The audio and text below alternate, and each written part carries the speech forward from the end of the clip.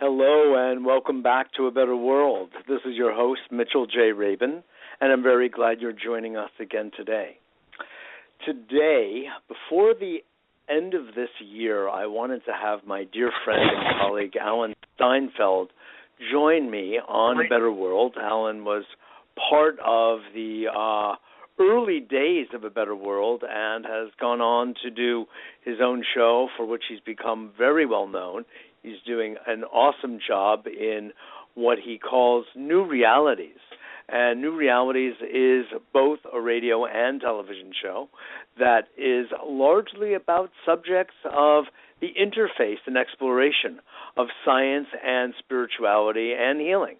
And Alan has been himself an acupuncturist and involved in the healing arts for many years, as well as in the exploration of all forms of healing and consciousness and spirituality. And he's really become a great spokesperson for these incredibly important domains as we move into the future. And as you know, on A Better World, these are the kinds of voices we really like to bring forward, people who are doing things, are speaking about the creation of a better world and of a new reality, and bringing forward a different kind of consciousness on this planet is so obvious that it's long overdue, and it looks like it may actually be part of our planetary DNA to bring it forward and have it brought forward, both where the actual authorship is of the bringing will be one of the questions that we discuss today on this show. But we are definitely going to be looking at the subject of a shift in consciousness, collective, planetary in nature, and beyond, and see where we are with that and what we can do to further midwife this shift from where we are now and where we have been into a new kind of future. So with that, Alan Steinfeld, welcome back to A Better World. Welcome back. Have I been on your show recently? Or, you know, here. You know what? I just realized that when I did an interview with Drunvalo Melchizedek in October of 1998, why I remember these things, don't ask, but Drunvalo was available for about 20 minutes at the Armenian Church on 34th Street and 2nd Avenue, and I asked you to sit in for the rest of that interview, and we finished it up. I So, don't remember that so well. Do you remember that? Yes. So you're walking in the big shoes of Drunvalo. I just saw Drunvalo recently in Sedona. He's doing very interesting. He has a huge following with the sacred geometry. Yeah. Of course, everyone thinks he invented sacred geometry, and it's been around for thousands of years. But he's still doing his. He's still doing his thing. No, I know. I'm aware. I didn't see him when I was in Sedona last, but I was invited to a party that was on the tail end of a 4-day opening the heart workshop that he had done. Offered in the same space that I was doing my intensive writing workshop. So it was good to feel the vibes of all of the Drunvalo students. It was great. But Alan, so in fact you were on A Better World, but, you know, not just that, you've been, you know, behind the scenes and behind the camera for A Better World for a long time, and, you know, you were just always a really good friend and you inspired supporter. Me because you weren't actually asking the questions I would ask, so you inspired me. I got to get my own show to ask the questions I want to ask. Exactly.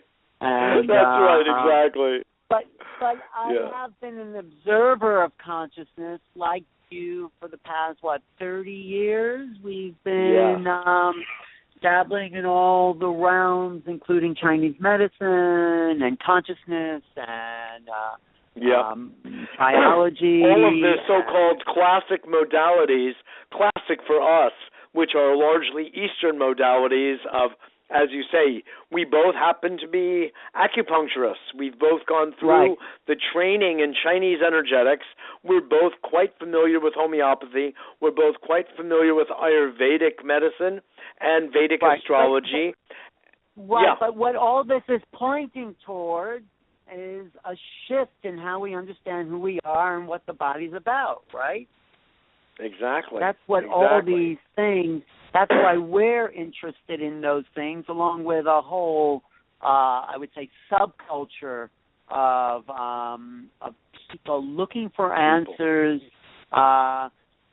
that aren't provided in the mainstream, and slowly they're emerging that there are other ways of looking at the body. I mean, we're both big fans of Bruce Lipton. We had lunch with him when he was in town last, and people like Bruce are presenting the integration of the mind, body, and the spirit.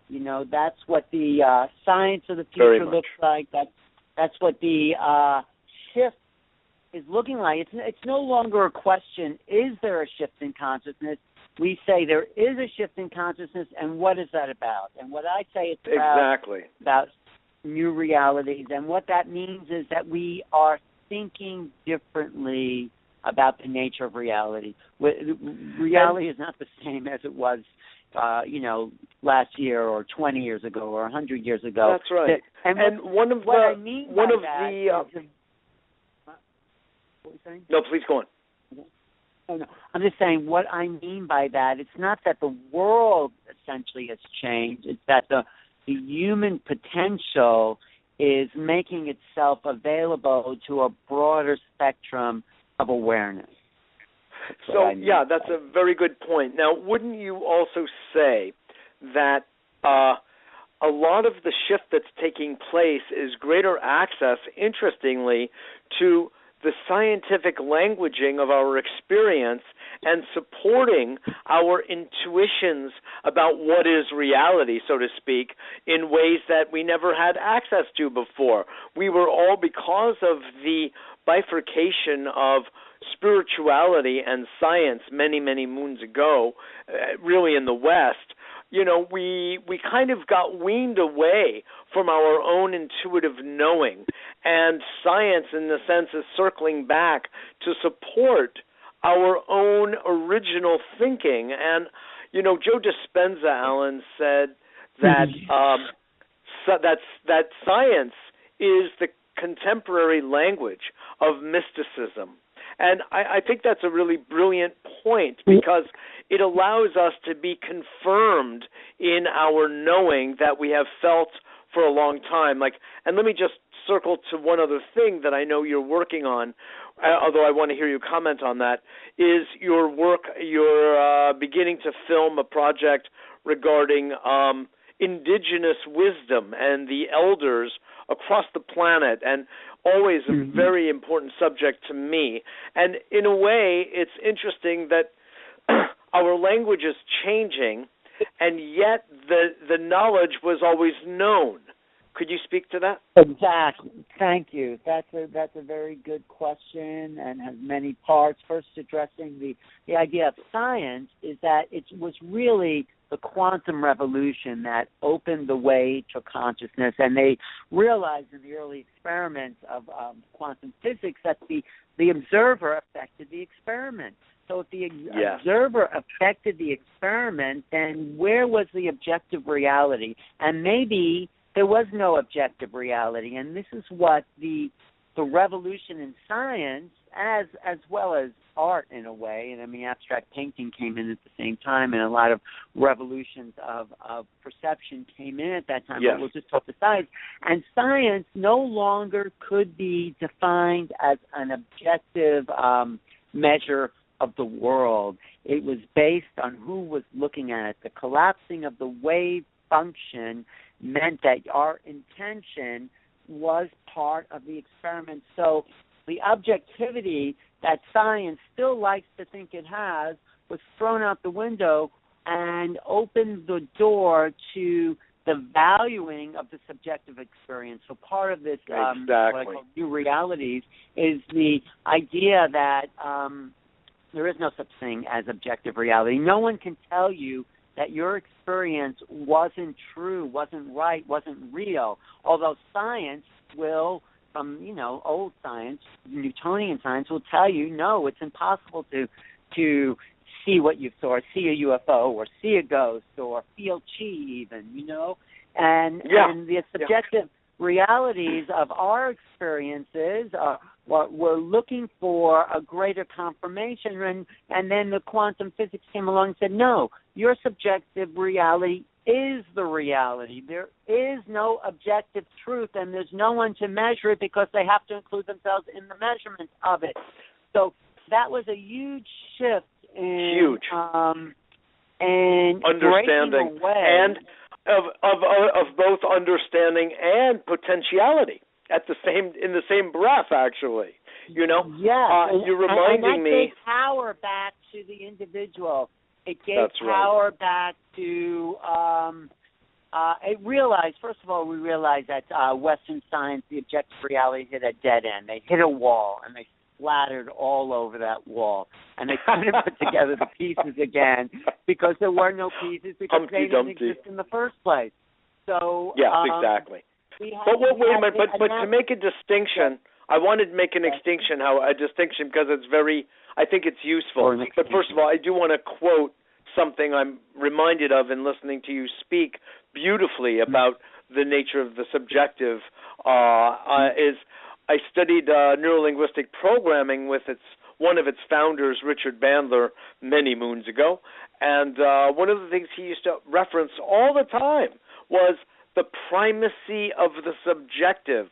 And I thought that was such a beautiful way of putting it because it was empowering for people to begin to trust and enjoy their own sensory experience without saying that it was, in a sense, demoted or lesser than some kind of objective reality. And as you well put it, science did hit a wall, and it found out that there ain't such thing. However, within that, I do want to say this, that Newtonian, the interpretation of reality, according to Newton, and even helped along a bit by Descartes, allowed us to actually materialize amazing technologies like cars, like airplanes, and build the clock, everything mechanical in the so-called mechanical universe does come to us from that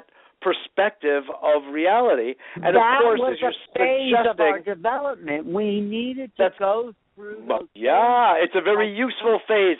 But I think it's important to realize that it's a subset, and a very useful subset, of the larger quantum reality, which is bringing us to a whole new place that you keep pointing toward, of a breakthrough in subjective consciousness that is going to really kind of lift us off, if you will, liberate us from the simple Newtonian perspective.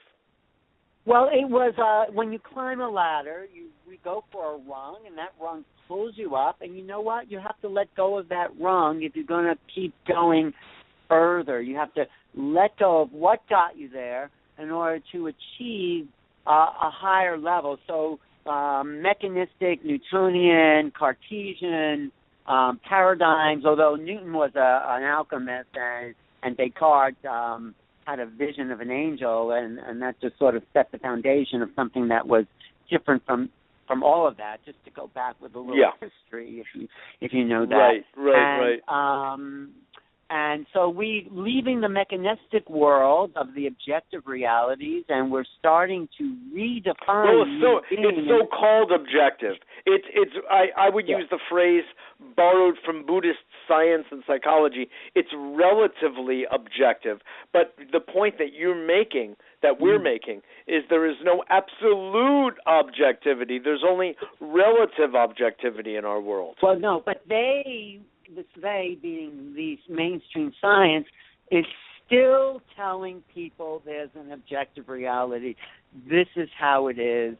And, the mainstream's always at least 20 or 30 years behind those other people that are at the cutting edge. And so what I'm saying is, and if there is only subjective realities, there's only your idea of what's true, your vision of potentiality, then what's true? Well, and what measurements do we have to judge who we are by? And what I'm saying is there is none. There are no standards anymore. They've gone out the window. So, and that has to do with one key subject. It all comes down to, I think, about the nature of reality of itself, and that's one main science that now has been, let's call it, corrupted. And you know what that is, Mitchell? I'm curious. Archaeology? Okay. No, close. No, psychology. Psychology.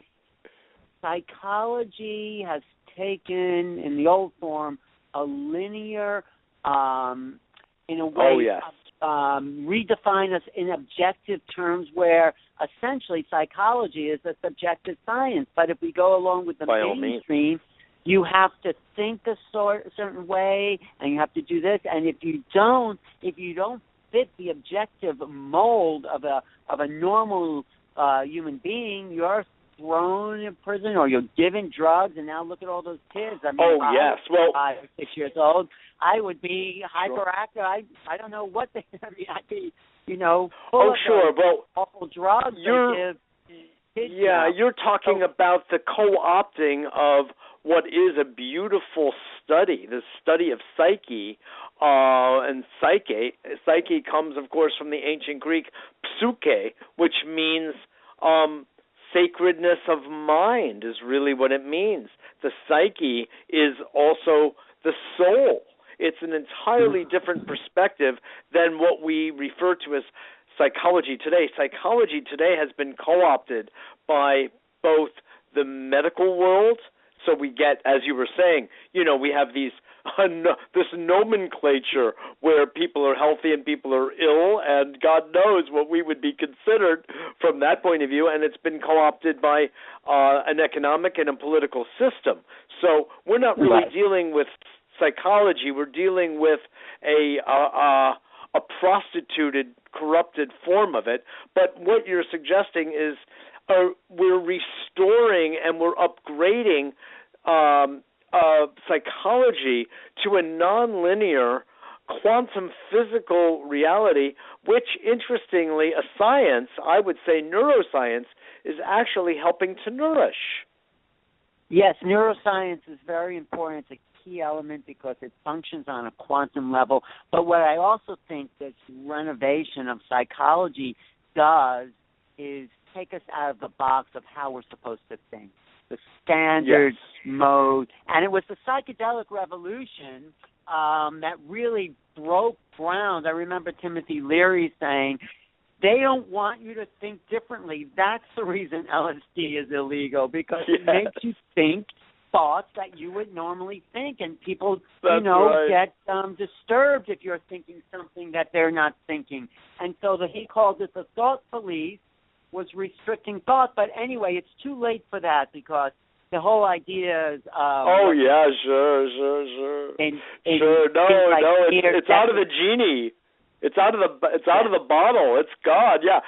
Timothy Leary also in his research showed that another reason that LSD was made illegal is because it helped people to question authority.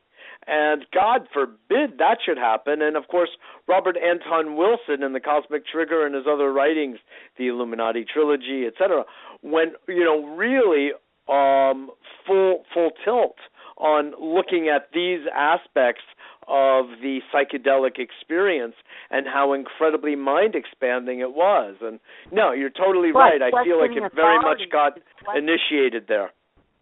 Yeah, no, questioning authority means you're not thinking the way we've been told to think. And what that did was open up the mind to a spiritual revolution, saying that, okay, there's more to me than what I've been told to think. And if I have a new thought, or if I have certain forms of experience that don't fit in the box, maybe I'm not crazy. So for a long time, people thought they were crazy if they had thoughts that didn't fit into the realm that they were supposed to think. But now, with the whole advent of, I would call, channeling, which I sort of grew up on, the fact that people can access a non-local consciousness that appears to be separate from their own psyche. I mean, and you don't mean channel 2 and 4. No, I mean channel you. I mean if consciousness is non-local, and what we are, and according to Bruce Lipton, even, is that we're receivers. And maybe we can switch our channel and receive a different frequency.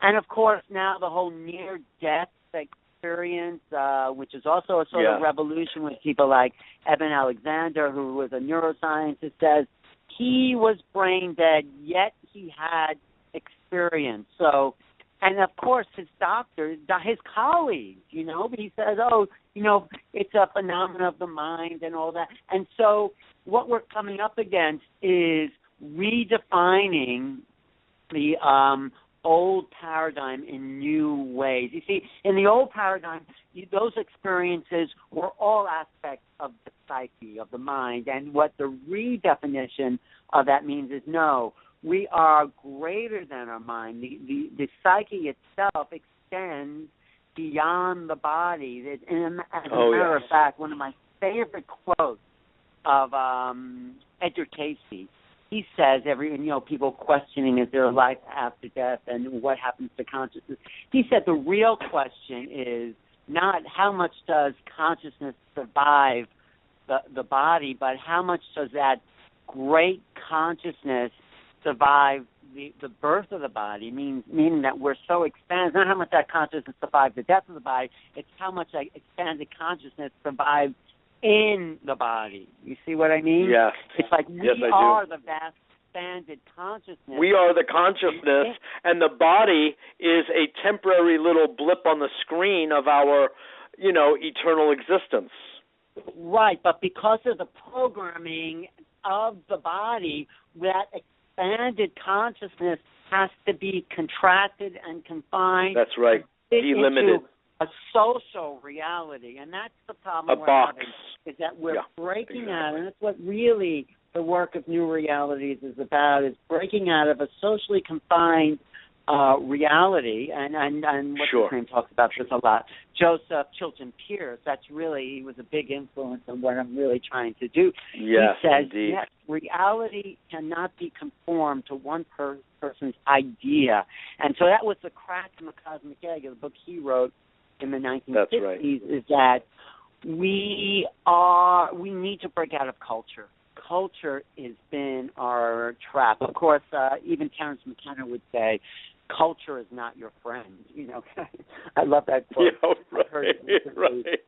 Culture is not your friend because culture wants you to be just like everything else. We have to become acultural, ahistorical, creative beings whose thoughts don't look like anybody else's if we're going to evolve out of the mess that we created from the limited, linear, Newtonian, mechanistic, Darwinian, Cartesian paradigm. We have to do something different. Exactly. We have to step out of that. It's the way Eckhart Tolle would put it is that we are in the stream. Our consciousness is spent typically within the stream of time. But when we stop in letting our mechanistic mind run the show and become conscious of the present moment, that is a moment, in a sense, really outside of time, outside of that stream, and we become, in a sense, we become forever. We become in touch with our eternal conscious nature at that moment, and we're free from the time-space continuum which ages us and which perpetuates a habituated mental state. Let's let everybody know that you are listening to Better World with Mitchell J. Rabin. We're on every Wednesday at 6 p.m., and this time we're doing a pre-record, so in fact any of you listening would be hearing it on Monday at 6 p.m. as well. And if you don't yet get our newsletter, which lists all of our shows every week, the TV show at 7 on Mondays, the weekly radio show, Progressive Film Hour with Mitchell Rabin on Tuesdays at 3, and, of course, A Better World at 6 on Wednesdays. Get our newsletter. It's free. It's at abetterworld.tv. We love to have you part of A Better World community.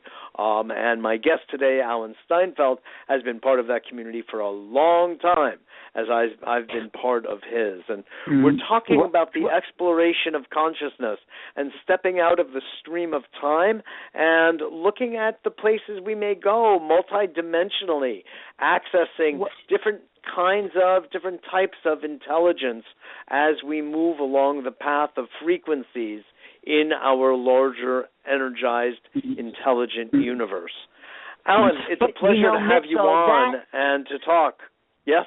Yeah, but what you just said about stepping out of the stream of time and accessing our multidimensional body, that is not new news to human consciousness. That is what the indigenous wisdom is all about, and that's why I'm going to Australia in February to document what this cycle of time. I'm doing a film that I'm creating called Human Destiny, the cycles of time, with Robert Lawler, who's a real genius of a human being, a scholar, a mystic. He wrote Sacred Geometry, but he also wrote a book called The Voices of the First Day about Australian Aborigines, and that book was really accepted as a true document of their history, and they are the oldest continuous civilization on planet Earth. They existed 100,000 years ago in basically the same form that they're in now. And they were never agriculturists.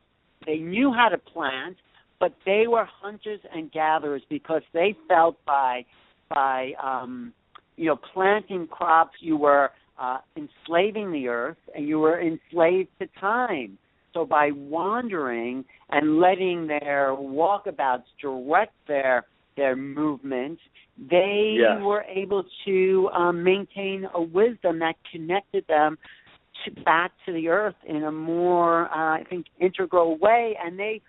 And part of their basic wisdom is saying this world is being dreamed by us, and we have to create a dream. I mean, behind any physical reality is the dream of that reality. And they knew that, and they knew they were outside of time, and they knew that they were just incarnating here to be caretakers of the earth itself.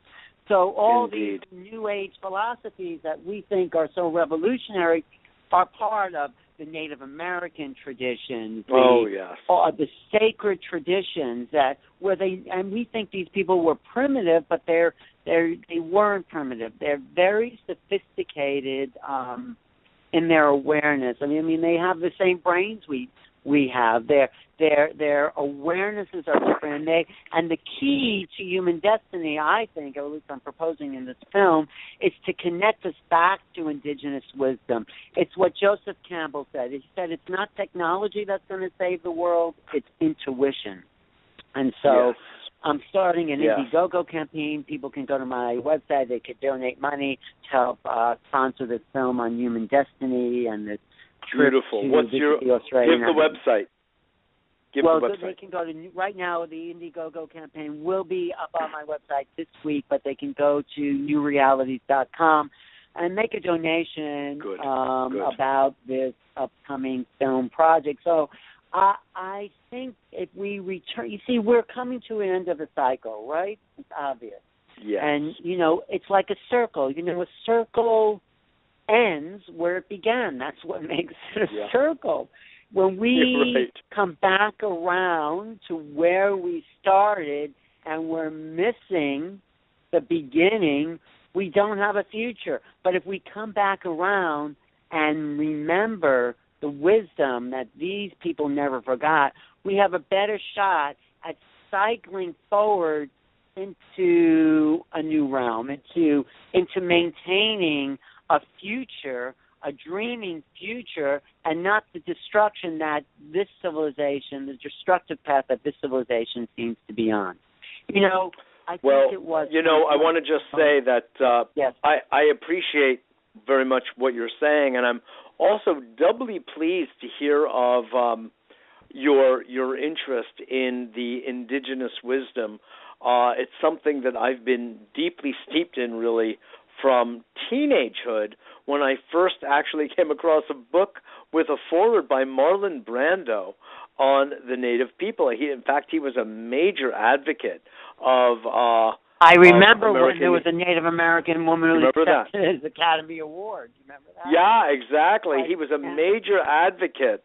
And it wasn't so much that it was him. It was the first time I personally became exposed to what were the horrors that were perpetrated on our native peoples here by U.S. government, blah, blah, blah. But what I got in touch with even, much more deeply is the, what we could refer to, of course, as indigenous wisdom of them and of peoples across the world. And I spend a lot of my life really looking at and reflecting on that wisdom and how it relates to today's, contemporary modernistic world. In fact, as you know, Alan, I brought A Better World in conjunction with an organization, folks, that Alan and I are both part of, FIONS, the Friends of the Institute of Noetic Sciences.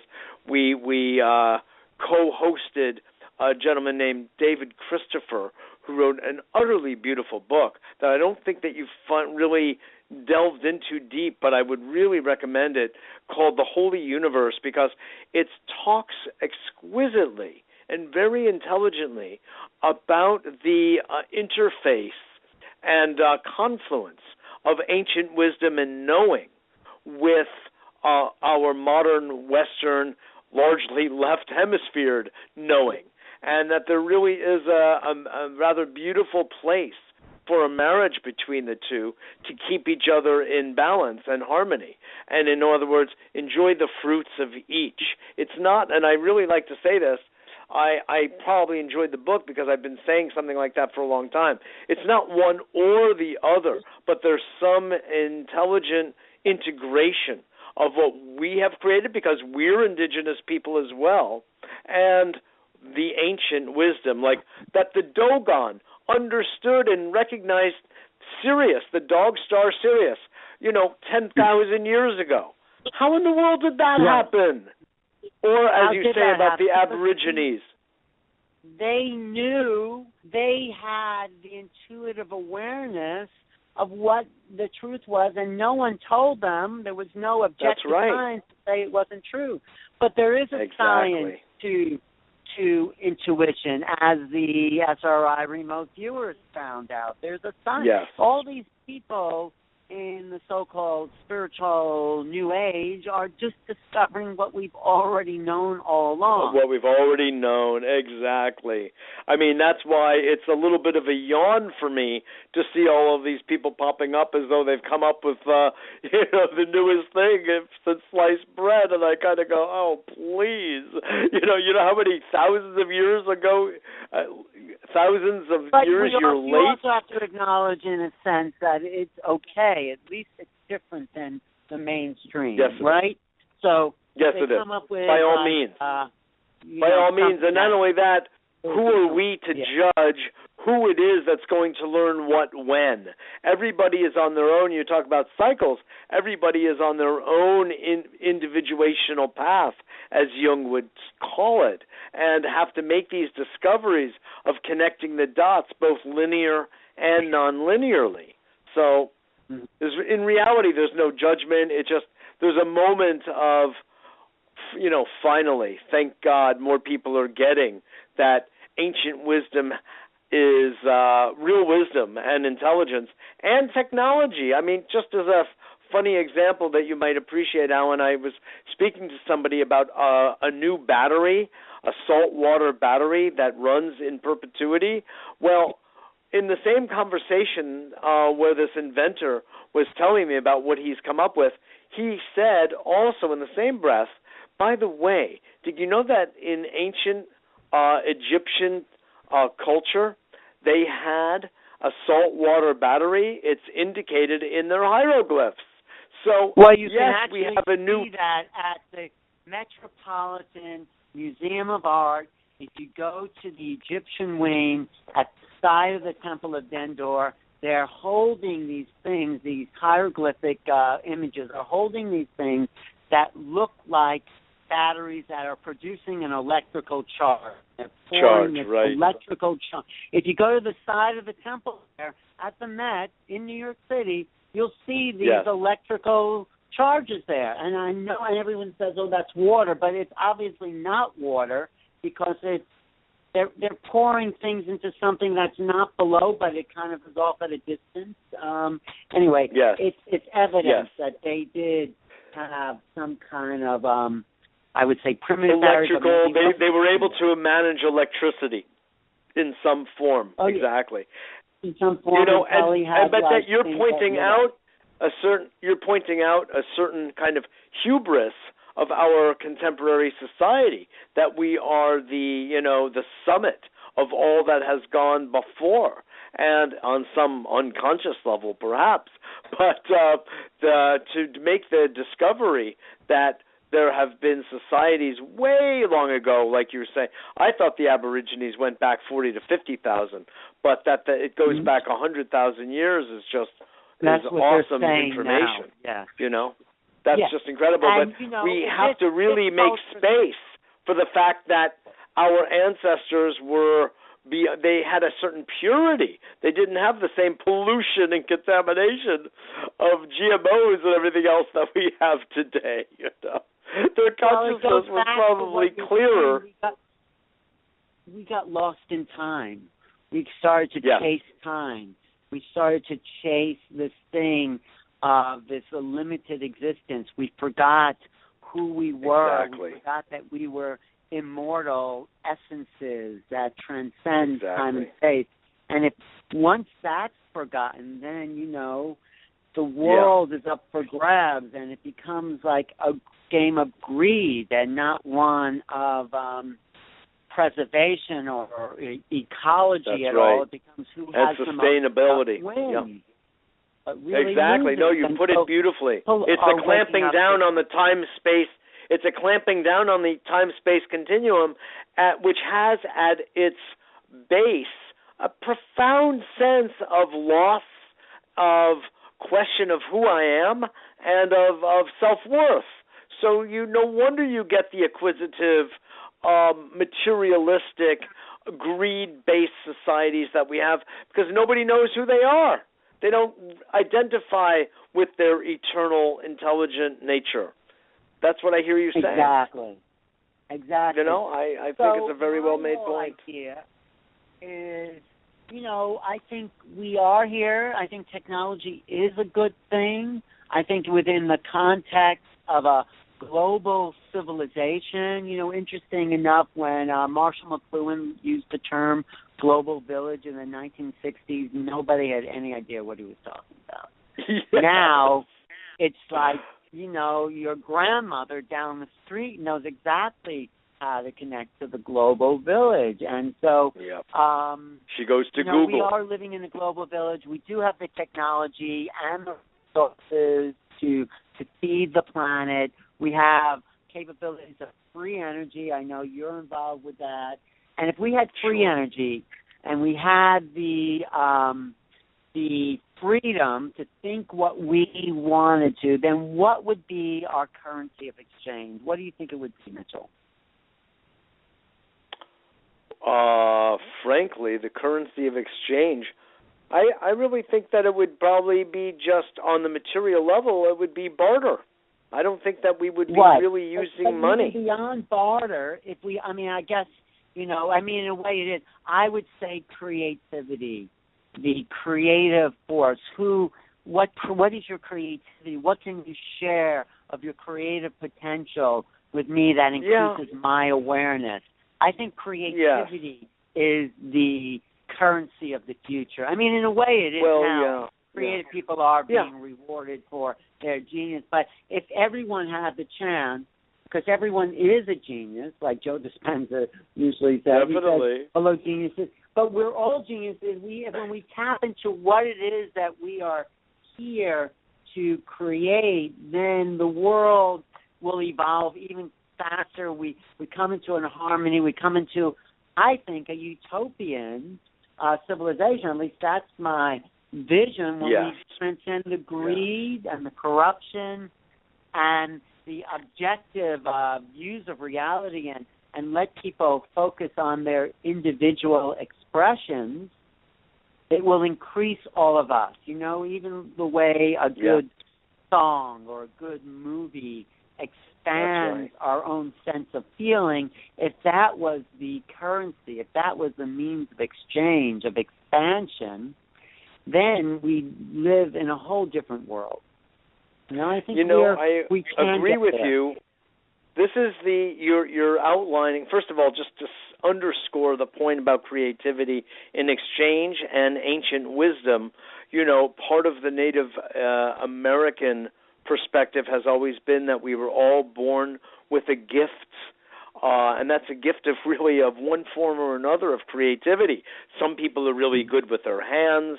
Some people are really good with their minds. Some people are really powerful with their heart. Some people with all of them. You know, some people can sing. Some people dance. Some people create with crafts. Some people farm. What have you, and everyone in the community comes forward with their own creative talents, their own gifts to the total, to the group. And so in that way, I'm just saying that to kind of corroborate your comment about creativity and the indigenous wisdom. It comes down to what, you know, someone who's been your teacher recently, Michael Cotton, calls the sixth epoch.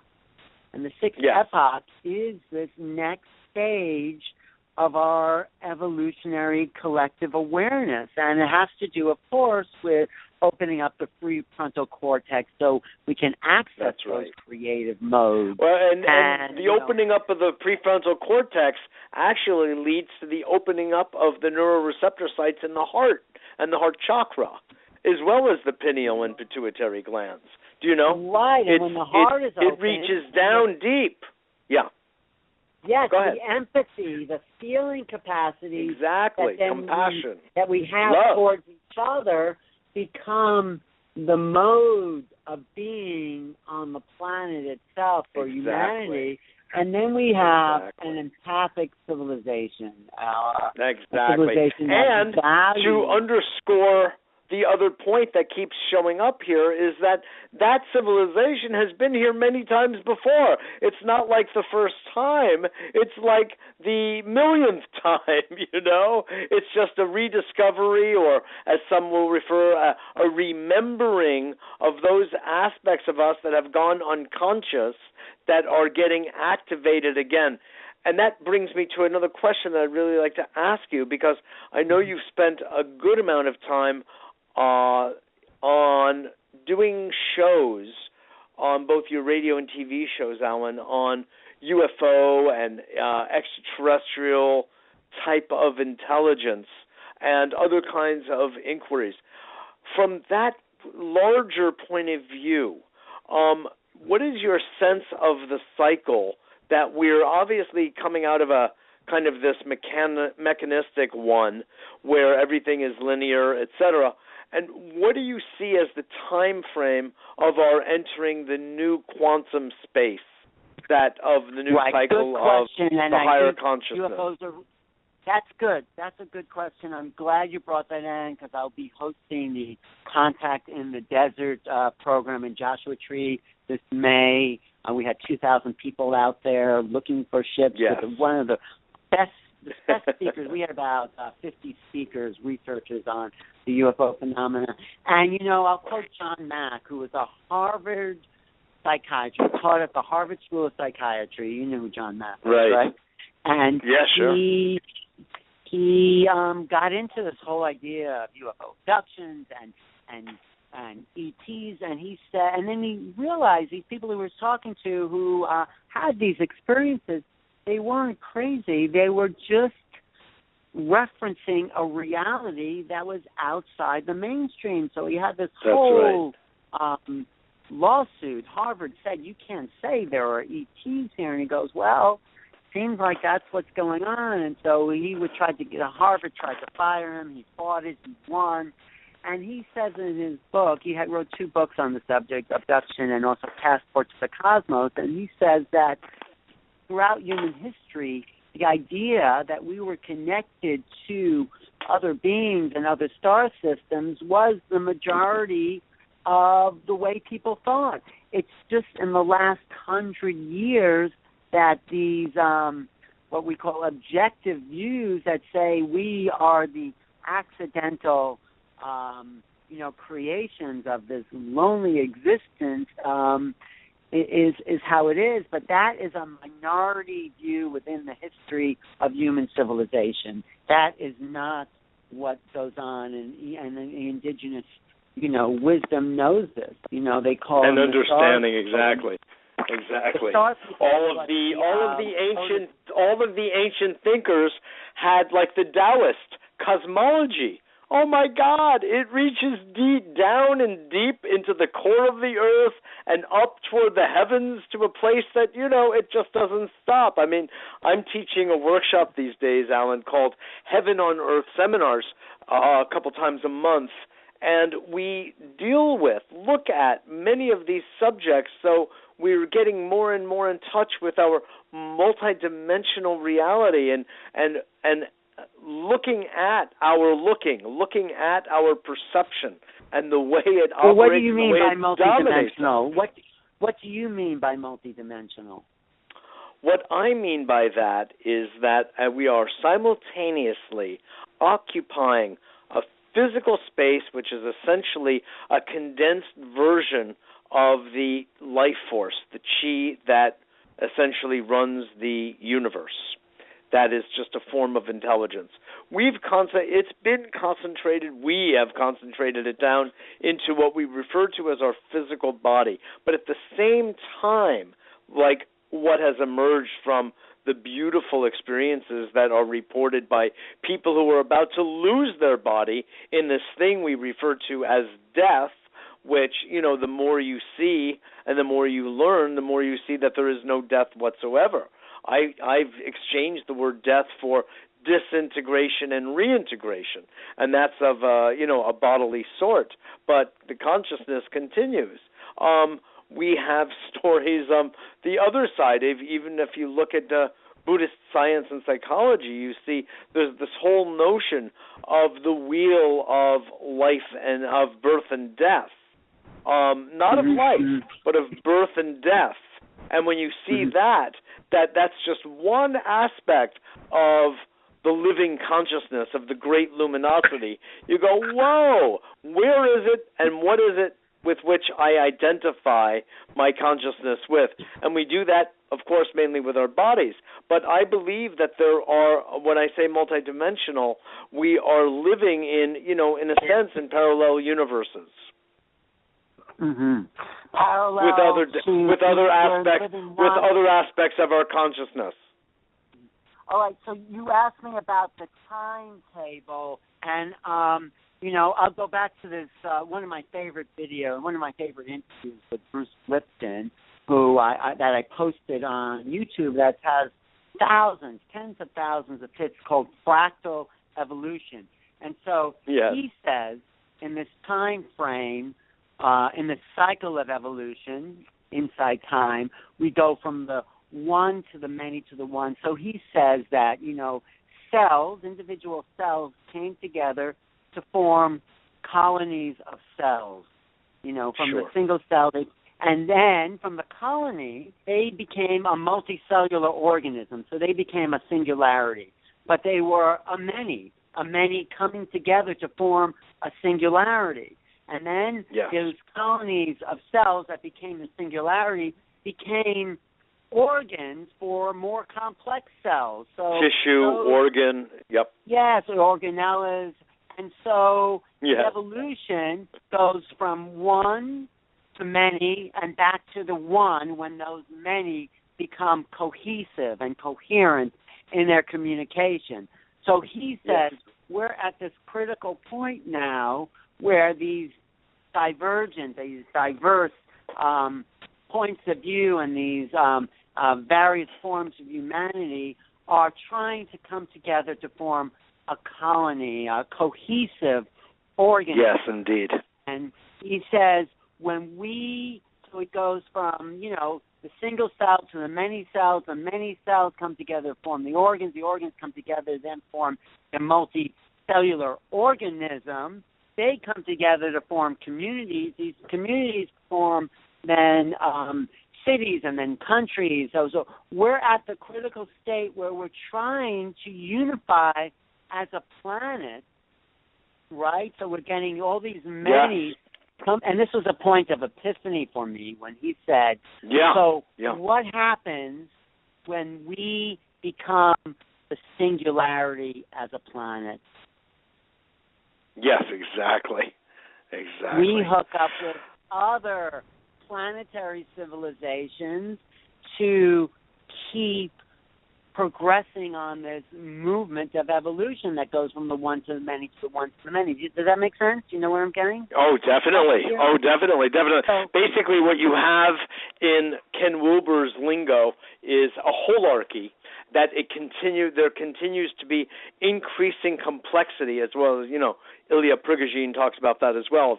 An organization and then a disorganization, a move into chaos, where we could think of it as a move into the void temporarily, and then a step forward into a higher level of intelligent organization of monocellular to multicellular organisms, and it would go from, you could really think of it as from an atom to a molecule to a cell to tissue to an organ to a human being, which is, as you said, and as we both have learned from Bruce, a community of cells, of organisms. And then, yes, if all humans became its own singularity, then what's our next step is really what you're pointing at. And absolutely, that is a total epiphany.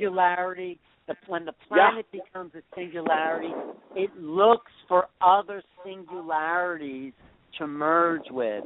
That is evolution. And when we merge... Right. Yes. No, what was I saying?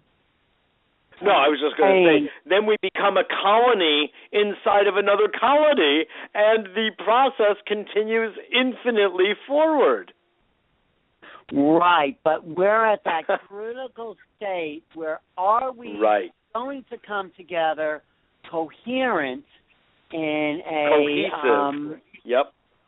Cohesive, coherent and cohesive, interactive place, or are we going to fight each other for control, domination, all those things that have been in the way of Western civilization, or do we have a chance to now let go of our differences and come into a singularity that will then create the colonization, the colonies, the group mind that will then reach across time and space, particularly space, to reach other civilizations that are already colonized, a coherency of their being and thinking into a collective awareness so they can merge what we are emerging out of. And that's the point of history that we're at now.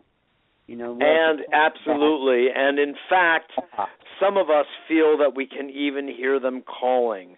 And they are, how do I put it, both patiently and impatiently waiting for us to get our act together so we can get on with the larger universal picture,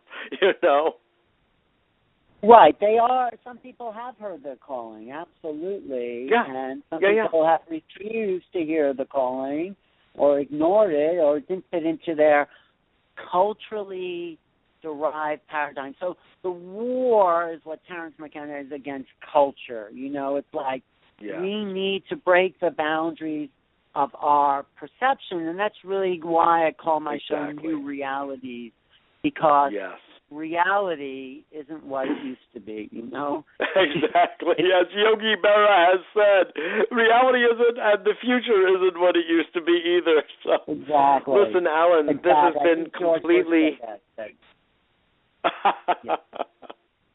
It's been completely delightful to have you on today and to talk about things that are near and dear to your and my hearts, and something that we spent so much time on and continue to collaborate together and in our in our tribes, so to speak, to I move just consciousness to another level. Yogi Berra quote. Another Yogi Berra says, you can learn, you can observe a lot by just watching.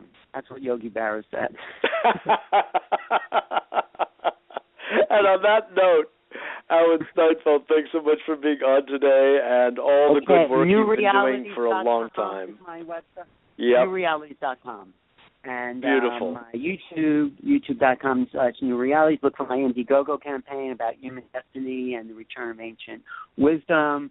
I look forward to having you on my show, Mitchell. I'm on BBS Radio as well, Tuesdays and Monday nights on Manhattan Cable. Channel, whatever it is now. Okay. Good. Thanks, Mitchell. Right, exactly. Absolutely, Alan. Just really a pleasure. Keep up the great work. It's brilliant. All right. I will see you soon. Thanks for having me. That's right. Very soon. You bet. I'll be on your New Realities, providing a new reality for new realities very soon. Absolutely. Okay, good. Good. Thanks for again. everything. Bye-bye now. Okay. Sure. Bye-bye now. Alan Steinfeld, my dear friend and colleague for many, many moons. Even before the New Age began, Alan and I were cavorting with each other and stimulating new thought in each other's mind, body systems. And it continues on. Believe me, it continues on. So thank you all for joining me today. Remember to get on our newsletter in our linear interpretation of reality by going to abetterworld.tv and becoming part of our family, our community, A Better World community. And this is the time of giving. This is the time of year. So if you have it in your heart and your wallet to share anything that is affordable to you is of great, great service to us. On our website, there is a donate button. Any amount truly appreciated. It really helps us with our interns and all those who are so willing to share their time and their effort and their energy with us so we can continue to bring these shows to you every single week. Now, for those of you who are listening right now, in fact, we are on the cusp of turning to A Better World TV, which is on MNN. Right now, I'll be interviewing. It's actually a classic interview of my interview with Bearhart, a very well-known, wonderful Native American elder talking about such, and I want to invite you to listen in on that too if you're with us right now. So on that note, thanks so much for joining me this week, and for those of you who are in New York who would be interested in the Heaven on Earth workshops, contact me at 212-420-0800. We're meeting this Thursday on the 18th and every other Thursday at 7 to 9 p.m. downtown. For details, call that number, 212-420-0800, or email me at mjr@abetterworld.net, mjr@abetterworld.net, where I always love to hear from you anyway, your comments and experiences of our shows. On that note, I thank you again for being part of it, and I look forward to seeing you all next